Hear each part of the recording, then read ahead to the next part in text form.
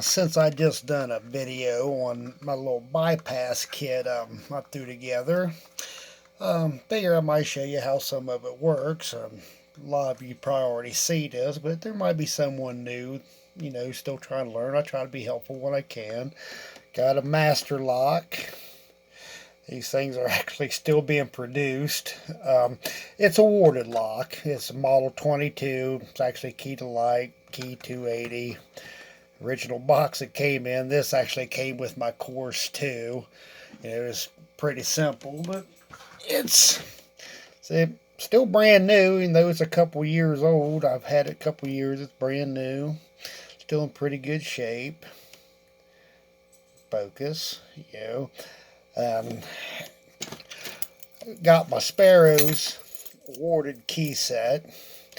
And if you do have the key, which I do, it does work pretty good. It's for, a warded lock. It's not too bad. They're not secure for anything. These do open up either way, so it don't really matter. Lock. If you do have like access to the key, which you're not always going to have, try to like find the one like closest. That'll fit. Well, you don't. Guess you don't really need the key, but find one with keyway. And like I said, I already know it's the big double-sided one here. Works pretty good on it. This sticker in there.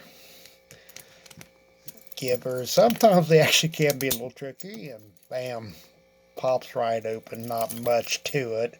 But like I said, there might be some people that start now, and be honest, I'm just getting back into picking myself and stuff like this, and so I still learn too. Anyway, I just want to make a real short video, on some of my bypass keys or tools. Like I said, this is the Sparrows awarded key set. Pretty cheap. Don't remember exactly how much they were, but won't break the bank. Anyway, thank you guys for watching. Subscribe, please, if you haven't already. Hit the bell, and I'll see you guys next video.